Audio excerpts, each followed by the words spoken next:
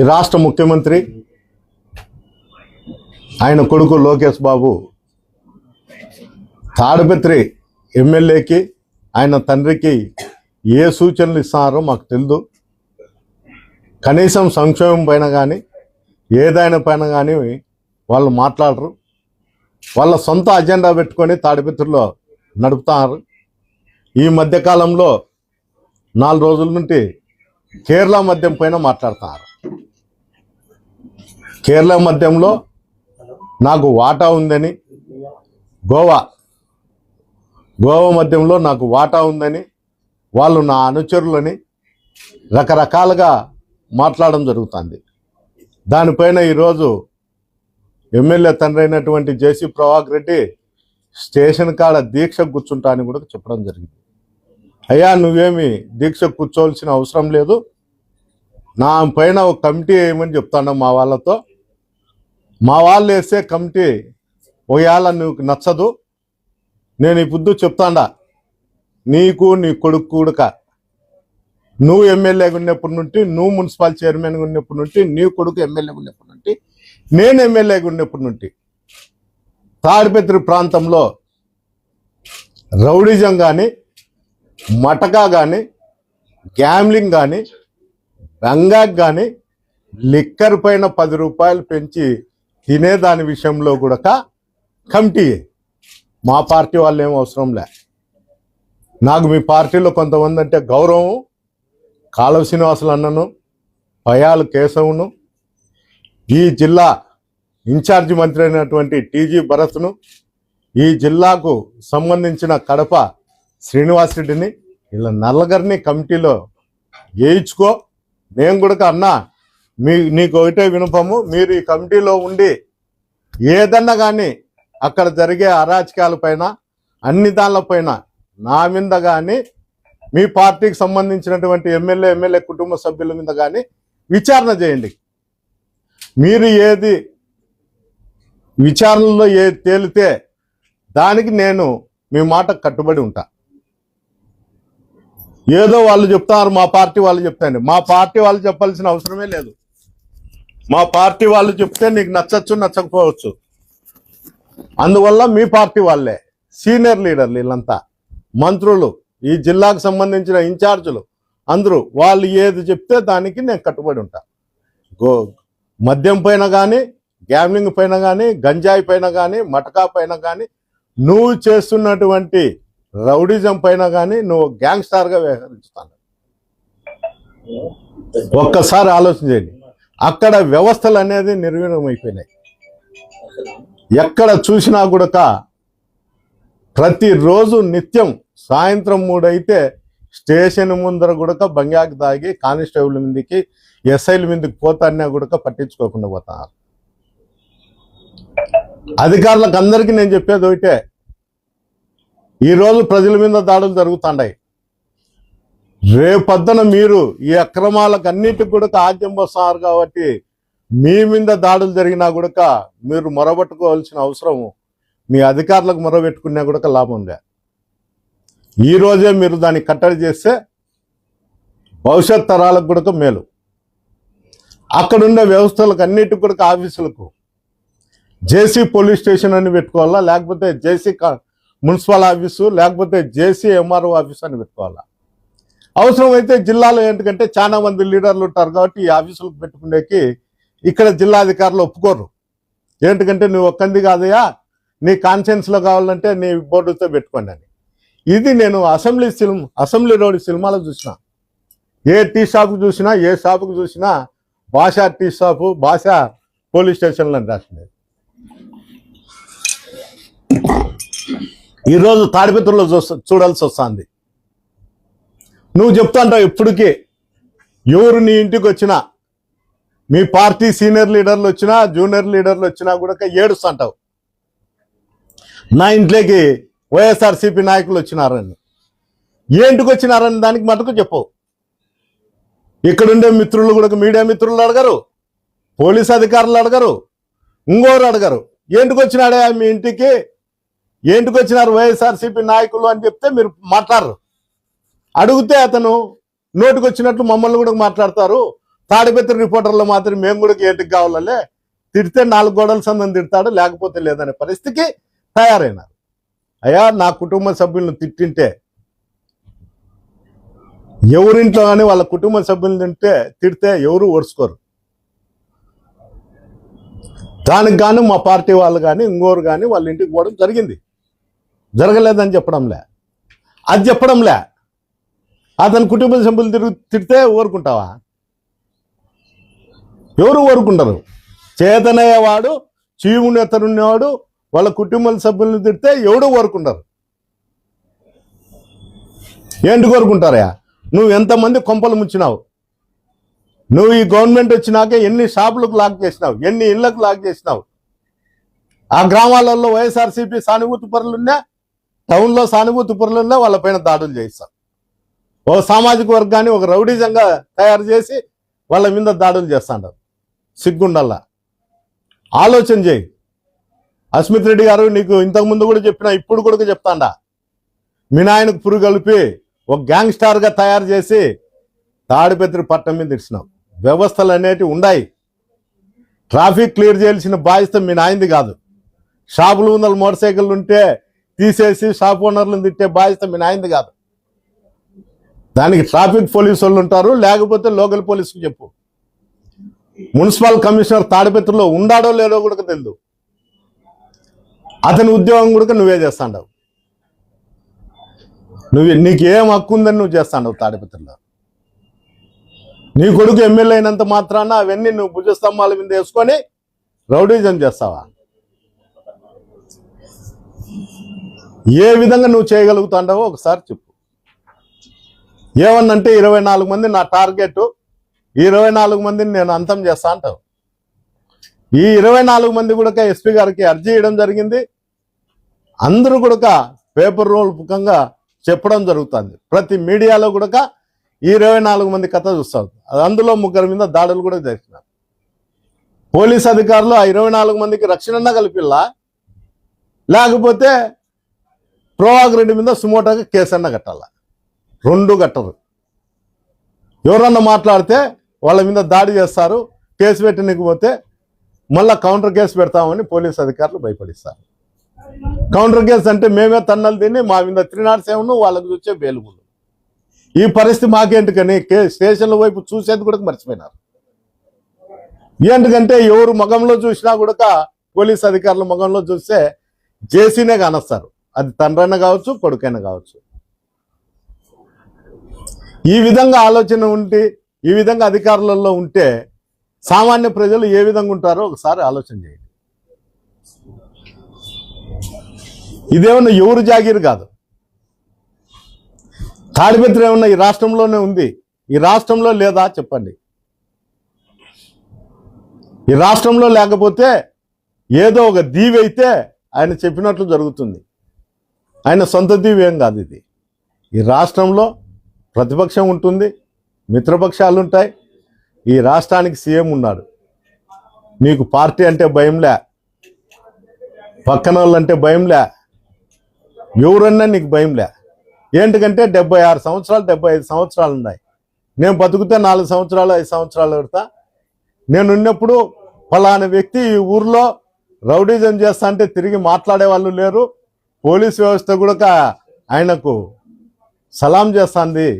అందరూ అధికారులు కూడా ఈ విధంగా ఉన్నారని నిత్యం కూడా అక్కడ మున్సిపల్ కమిషనర్ అయితే అతను ఉద్యోగం చేసేదే మానుకున్నాడు. ఏదన్నా చెప్తే నీ మీద ఆయనకున్న అలవాట్లకు నీ మీద వీడియోలు ఉన్నాయి, లేకపోతే నీ పేపర్లన్నీ మా దగ్గర ఉన్నాయని చెప్తారు. అయ్యా కమిషనర్ గారు, నీకు ఉండే అలవాట్లు ఉండే కానీ అవి ఇప్పటికైనా మానుకొని గట్టిగా ప్రయత్నం చేయి. నీ ఉద్యోగం పోతుంది నువ్వు అనుకుంటా అన్నావేమో. ఎల్లవేళ ఇదే ప్రభుత్వాలు, ఇదే రాజకీయ నాయకులు ఉండరు. పార్టీలు, రాజకీయాలు అన్నీ మారుతానే ఉంటాయి. రేపు పొద్దున పొరపాటున ప్రభుత్వం పోతే కమిషనర్ నువ్వు ఎక్కడున్నా కూడా దీని మూల్యం చెల్లించుకుంటావు. ఎంత నువ్వు బిల్లులు చేస్తున్నావంటే ఏమంటే అవి పడితే బిల్లులు చేసేది. విపరీతమైన స్కామ్లు. నువ్వు చేయకపోతే నీ వీడియోలు మా దగ్గర ఉన్నాయని బెదిరిస్తారు. వాళ్ళ దగ్గరే కాదు, నా దగ్గర కూడా ఉన్నాయి. వాళ్ళు ఇచ్చిండేటివే, వాళ్ళ వర్గంలో సంబంధించిన వాళ్ళు ఇచ్చిన వాళ్ళవే నా దగ్గర కూడా ఉన్నాయి. నాకు కొంత సభ్యత ఉంది కాబట్టి అవి నీకు పంపించే టైం వచ్చినట్టు ఖచ్చితంగా నీ సెల్లుకే నేను పంపిస్తా. ఎక్కడుందా డంప్యార్డ్ అన్నం ఉంటే దాన్ని నువ్వు ఎమ్మెల్యే భాగం పంచుకొని డబ్బు తీసుకొని యాడ ప్లాట్లు వేసిన సాటి గుంతలలో చెత్త చదారం ఇస్తాను. తాడిపత్రికి డంప్యార్డ్ అనేది ఉంటే అది ఎక్కడుంది? మున్సిపాలిటీ వ్యవస్థను నాశనం చేస్తున్నారు. ఏం సంబంధం జేసీ ప్రభాకర్ రెడ్డికి మున్సిపాలిటీ పైన? అక్కడ అధికారులు లేరా? అతను ఎవరు చెప్తే వాళ్ళకి నోటీసులు ఇచ్చేది. అంటే వైఎస్ఆర్సీపీ సానుభూతి పరులకు తప్ప నోటీసులు ఎవరు ఎంక్రోచ్మెంట్ జరగలేదా? ఎవరు ఎక్కడ ఏం చేయలేదా? వాళ్ళేనా? స్టేషన్లకు పోతారు సివిల్ పంచాయతీలు, పద్దన్ లేచే స్టేషన్లలో సివిల్ పంచాయతీలు. ఇండ్ల సైతం కూడా వాళ్ళు సంసారం చేసి ఇండ్లు కూడా సచివాలయం సిబ్బందిని రమ్మనడం, ఓ అగ్రిమెంట్ తయారు చేస్తే వాళ్ళు కూడా సంతకాలు పెట్టి స్టేషన్లలో పనిచేసేసి మీరు ఫలానా రోజు ఇల్లు ఖాళీ చేయి అని చెప్పి చెప్పడం జరుగుతుంది. ఈ బంగాక్ బ్యాచ్ అంతా, గంజాయి బ్యాచ్ అంతా దాడులు చేస్తా అంటే కేసులు కూడా పెట్టే పరిస్థితి లేదు. ఈ మధ్య కాలంలో పెళ్లి జరిగింది, వాళ్ళ అనుచరుని కొడుకుదే. బంధువులు వైఎస్ఆర్సీపీ సానుభూతి పరులు కొంతమంది ఉన్నారు. వాళ్ళు ఉంటే మీరు పెళ్లికి ఎందుకు వచ్చినారు అని చెప్పి అడగడం జరిగింది. మా పెళ్లికి మేము రామా, మా అన్న కొడుకుదే పెళ్లి అని చెప్తే కూడా చేయి చేసుకోవడం జరిగింది. వాళ్ళు తిరగబడడం జరిగింది. ఆ అవమానం భరించలేక బయటికి పోయి ఈ గంజాయి బ్యాచ్ని అంతా కూడా 78 మందిని పిలుచుకొని వచ్చి పెళ్లి మీద దాడి చేసి వాళ్ళ మెడల్లో ఉండేటువంటి దండలు గుంజుకొని రమ్మని చెప్పడం కూడా జరిగింది. అదృష్టం శాతంతో అక్కడ బీసీ జనార్దన్ రెడ్డి మంత్రి గారు ఉన్నారు. మంత్రి గారు ఉండే దానివల్ల అక్కడ ఉన్న పోలీసు కూడా అంతో ఇంతో అలర్ట్ అయ్యి రేపు పొద్దున ఈ మంత్రి పైన పోయి కంప్లైంట్ చేస్తే మా ఉద్యోగాలు పోతాయని భయపడి అక్కడ ఉద్యోగం చేసే పరిస్థితికి వచ్చినారు. మంత్రి నేను ఇదంతా డిస్పోజ్ అయ్యేంత వరకు, వీళ్ళందరినీ ఇళ్ళ పంపించేంత వరకు నేను ఇక్కడ నుండి ఫోన్ అని చెప్పడం కూడా జరిగింది. ఈ విధంగా పెళ్లిళ్ళకు పోతే వైఎస్ఆర్సీపీ నాయకులు కానొస్తే వాళ్ళ మీద తిట్టడము, దాడి చేయడానికి ప్రయత్నం చేయడము, వాళ్ళ దగ్గర ఉండే బ్యాచ్లో ఉండే వాళ్ళందరి మెడలలో దండలు గుంచుకునే దానికి కూడా ప్రయత్నం చేయడం. లాస్ట్కు నువ్వు ఎంత దిగజారుతాండవో నువ్వు ఒకసారి ఆలోచించి, తండ్రి కొడుకులు ఒకసారి ఆలోచించండి. కొడుకు ఏమనుకుంటా అంటే మా నాయన దోచుకునేదంతా నాకే కదా అనుకుంటాడు. అయ్యా మీ నాయన దోచుకున్నా ఎవరు దోచుకున్నా కూడా అది ఫలితం అందరికీ వస్తుంది.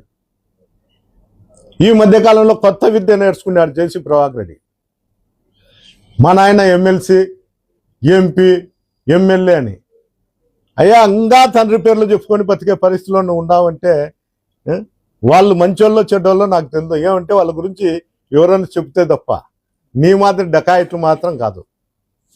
మీ తండ్రి నీ మాదిరి డకాయిటం అయితే కాదు.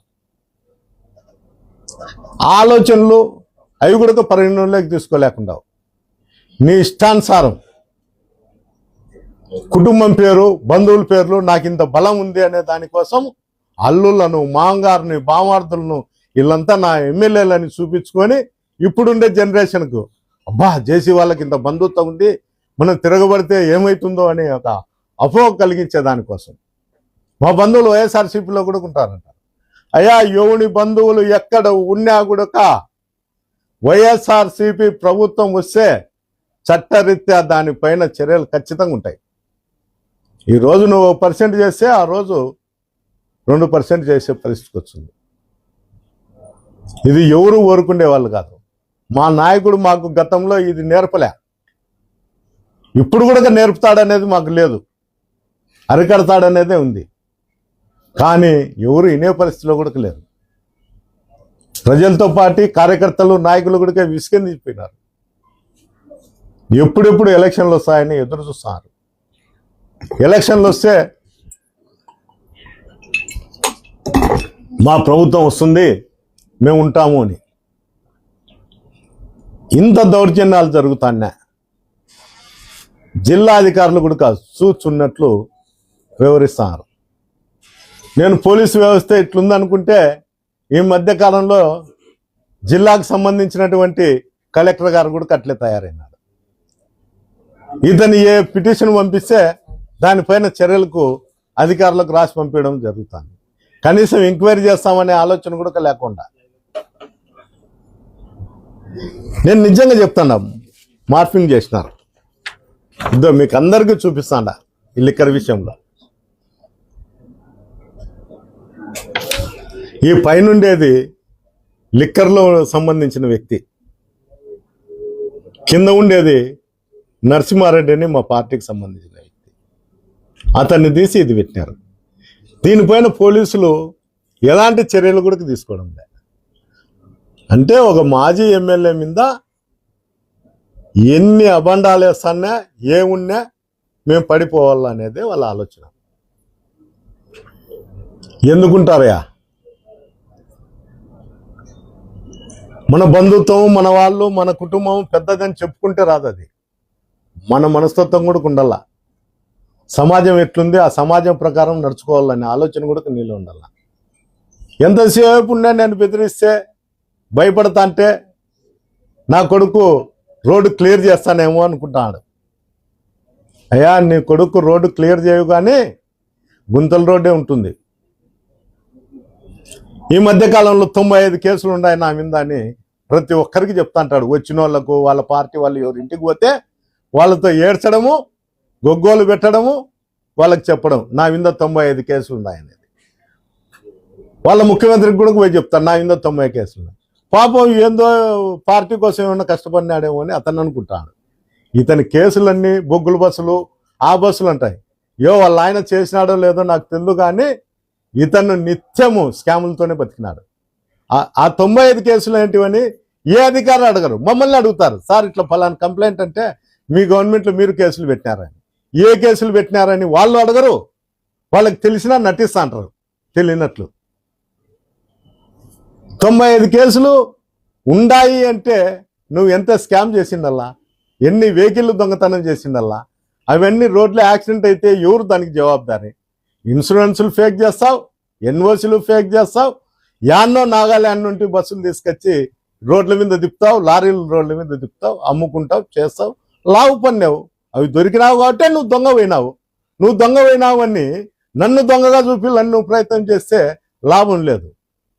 నేను ఎప్పుడూ ఒక రైతు బిడ్డను. నాకు తెలుసు ఎట్లా బతకల్లా, ఎట్లా ఉండాలా, ప్రజలతో ఏ విధంగా.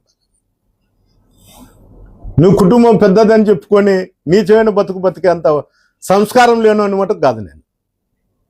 నాకు సంస్కారం ఉంది.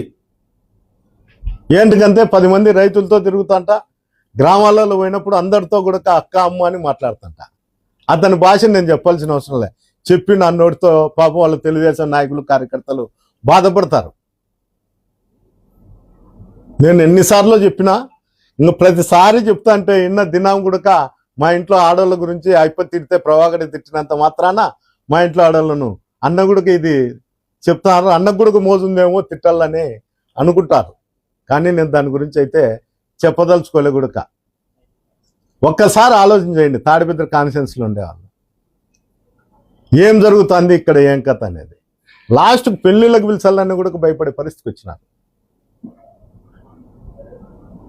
అయ్యా, ఇది అసెంబ్లీ రోడ్ సినిమా కాదు. ఆ సినిమా చూసినంత వరకు ఉండేటువంటి ప్రేక్షకులు కాదు. సినిమాలో ఎన్నెన్నో జరుగుతుంటాయి. అట్లా బతకాలంటే మనతో కాదు. నువ్వేమన్నా ఆ సినిమా చూసి అట్లా బతకాలని ఏమన్నా బజార్లో బట్టలు ఉడికి తిరుగుతారేమో. నేను తాడిపత్రికి ఇన్ఛార్జ్ వచ్చినప్పటి నుండి తాడిపత్రి ప్రజలు నేను వచ్చిన తర్వాత ప్రభాకర్ని ఏ విధంగా చూడాలో ఆ విధంగా చూసారు.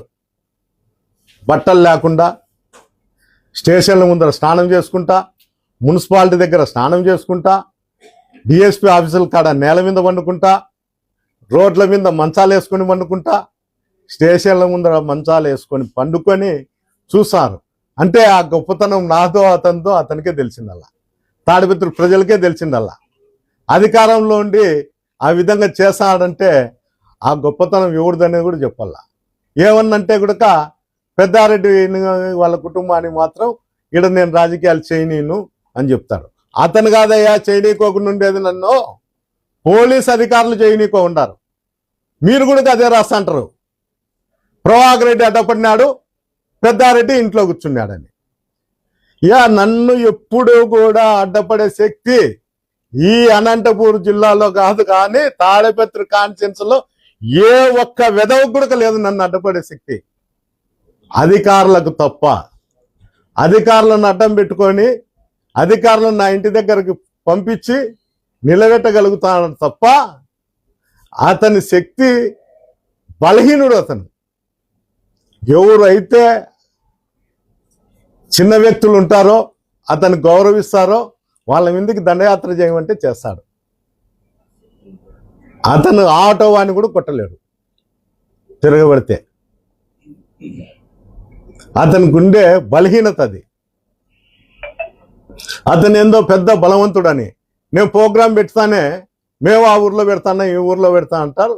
పాపం ఓ టిప్పర్ రాళ్ళు లేకపోతే ఓ ట్రాక్టర్ రాళ్ళు వచ్చి ఆ కాలేజ్ గ్రౌండ్లో ఇడతానే పోలీస్ అలర్ట్, లాండ్ ఆర్డర్ కాపాడాలా, లాండ్ ఆర్డర్ కాపాడాలా కాబట్టి పెద్దారెడ్డి ప్రోగ్రాం చేయకూడదు. లాండ్ ఆర్డర్ నాకుండానే వస్తుంది. అదేమన్నా ఏం అధికార పార్టీ గుండా కూడా లాండ్ ఆర్డర్ రాదా? ఎవడు రాళ్ళు తగిలితే వాడి మీద చర్యలు తీసుకోండి. ఒక్క కేసు కట్టినారా? కట్టరు. భయం. అతను ఏం తిడతాడో ఏం చేస్తాడో అని. లేకపోతే అక్రమ సంపాదన అంతా నిలబడుతుందేమో, మాకు ఈ మటకా వాళ్ళను గంజాయి వాళ్ళను ఈ ప్యాకాట ఆడే వాళ్ళను డబ్బు ఇవ్వద్దని చెప్తాడేమో అనే భయం. ఏంటికి కానీ మీరు లాండ్ ఆర్డర్ కాపాడలేకున్నారు? ఇంత వ్యవస్థ పెట్టుకొని లాండ్ ఆర్డర్ ఏంటికి కాపాడుతుంది? లాండ్ ఆర్డర్ నాగుండానే వస్తుంది. ఏమన్నా ఎవరి గుండా వస్తుంది మీకు అందరికీ తెలుసు, అధికారులకు కూడా తెలుసు. కానీ దానిపైన చర్యలు అంటూ ఏముండవు. జీరో. పొద్దున్నే మాకు రావడం, ఓ నోటీస్ ఇవ్వడం, మీరు 100 మంది వెళుతుంటే పోలీసు ఉద్యోగాలు చేయనీయకోకుండా మీరు తోచుకొని పోయినారు, అందువల్ల మీ మీద కేసులు పెడతాండాం అని కేసులు పెట్టడం. నేను పోరాడి కేసులు పెట్టించుకుంటాడా. ప్రభాకర్ రెడ్డి మాదిరి దొంగతనాలు చేసి, దోపిడీలు చేసి, రౌడీజం చేసింటే కేసులు లేవు. అతను చేసిండే 95 కేసులు కూడా లారీ బస్సులు కేసులు. అవన్నీ ప్రతి ఒక్కరికి ఎవడన్నా రాని తెలుగుదేశం నాయకుడు వాళ్ళ ఇంటికి తండ్రి కొడుకు చెరువు వారు కూర్చోవడం, వాళ్ళ బాధలు చెప్పడం, ఏడ్చడం. మా పార్టీ వాళ్ళు ఎవరైనా చెప్తే బుక్కులు పంపించారు ఇంటి దగ్గరికి. ఆ బుక్లో కూడా దాని కౌంటర్ రాయి. నా మీద ఇన్ని కేసులు పెట్టినప్పుడు ఏ కేసులు పెట్టినారు, ఏంటికి పెట్టినారని రాయి. ఏంటికి కానీ రాయవు. నీకు ఫేవర్గా ఉంటే రాస్తావు, నెగిటివ్గా ఉంటే రావు. మా వాళ్ళు ఎవరన్నా గురించి నాకు సపోర్ట్ చేసి మాట్లాడితే మీ ఇంటికాడికి వచ్చి ధర్నా చేస్తా, మీ ఇంటికి ఎందుకు వస్తా అని చెప్తావు. ఏమి అంత సులభంగా ఉంటుందే? మా వాళ్ళు కూడా లీడర్లే, నీకన్నా బాగున్నారు. నువ్వు నిన్న ఈ పొద్దు ఏదో మీ నాయన మీ తాతల పేర్లు చెప్పి బతుకుతానేమో. వాళ్ళు వాళ్ళ నాయనగారు వాళ్ళ తాతగారు పెద్ద భూస్వాములే. మీ చేసి వాళ్ళదంతా కూడా 30 ఎకరాలు లేదు మీకు ఊర్లో. మీరు తాడిపత్రికి వచ్చినప్పుడు మీ బతుకు అదే. ఈడ మా పార్టీలో ఉన్న వాళ్ళంతా మంచిగా ఉన్నోళ్ళే, సక్రమంగా ఉన్నోళ్ళే. అందరినీ బ్లాక్మెయిల్ చేసుకొని బతుకుతాండారు. అధికారులను బ్లాక్మెయిల్ చేస్తావు, పోలీసులను బ్లాక్మెయిల్ చేస్తావు, పొలిటీషియన్లు బ్లాక్మెయిల్ చేస్తారు, నీ పార్టీలో బ్లాక్మెయిల్ చేస్తావు, మా పార్టీ వాళ్ళను బ్లాక్మెయిల్ చేస్తారు. నీ గురించి ఎవరు మాట్లాడకూడదు. సిగ్గుండాల. ఒక్కడన్నా నీ పార్టీలో నీకు సపోర్ట్ చేస్తా అంటే సరిపోయింది. నీకు చేయలేదని ఎవరికి చేయకూడదు అంటే ఎట్లుంటుంది? నువ్వు అందరితో కలిసి లేవు, అందరి మీద నీకు అనుమానమే. అందువల్లే నీ బతుకు ఇట్లా తేలింది. నేను ఒకటే చెప్తాన్నా, ఇంతవరకు కమిటీ గురించి కూడా చెప్పిన. కేశవన్నకు కానీ కాళ శ్రీనివాసులకు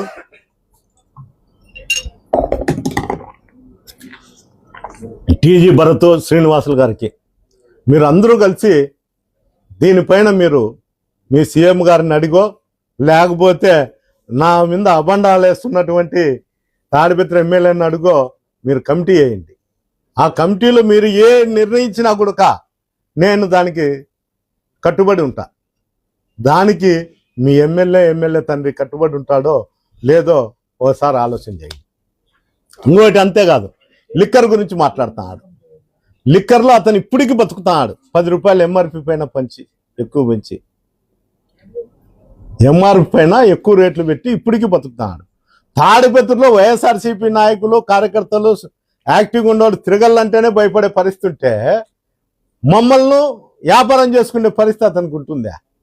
ఎవడో విజయవాడోడో ఇంకోడో 3 షాపులు వేసింటేనే దానిలోకి షాపులు ఓపెనింగ్ చేయనీకోకుండా ఎన్ని పంపించిన ఘనత చేసి కుటుంబాన్ని.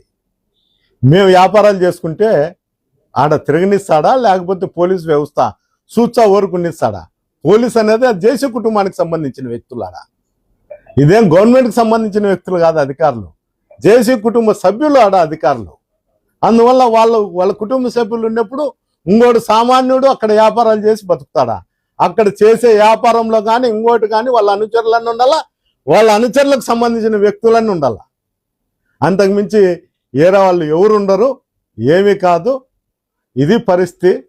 దయచేసి ఈ కమిటీ మీద మీరు కూడా మీడియా వాళ్ళు కూడా మా అన్నలు ఈ తెలుగుదేశం నాయకులందరినీ కమిటీ ఎప్పుడు వేస్తారో ఎప్పుడు ఉంటుందో కూడా మీకుండా కూడా ఆయనకు తెలియజేయడం జరుగుతుంది.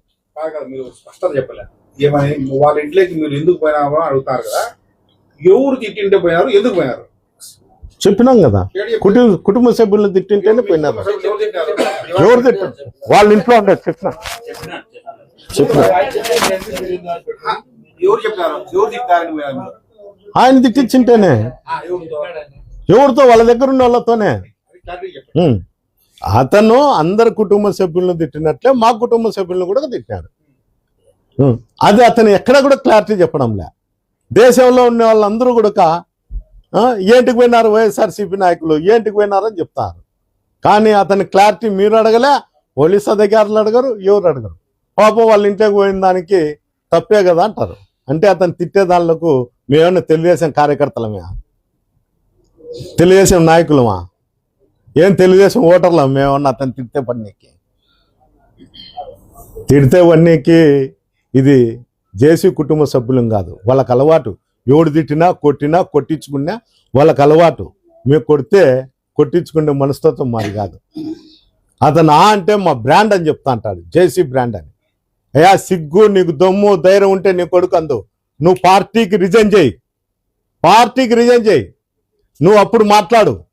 నీకు దమ్ము ధైర్యమో నీ జేసీ పోలీస్ స్టేషన్లు, జేసీ ఎంఆర్ఓ ఆఫీసులు, జేసీ కమిషనర్ ఆఫీసు నీకు ఎంతగా పనిచేస్తుందో నేను చూస్తా.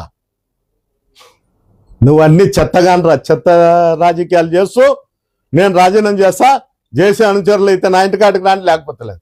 నీ కొడుకును పార్టీకి రిజైన్ చేయమను ఎమ్మెల్యేగా పెట్టుకొని. అప్పుడు చెప్తా నువ్వు ఈ మాట మాట్లాడు. జేసీ కుటుంబం అంటే ఎట్లుంటుందో అనేది నువ్వు నిరూపించు, కేదేడి కుటుంబం అంటే ఎట్లుంటుందో నేను నిరూపించుతా. నువ్వు నిరూపించినా సరే, నేను నిరూపించినా సరే, ముందు రిజైన్ చేసిన తర్వాతే ఏదన్నా ఉంటే మాట్లాడు.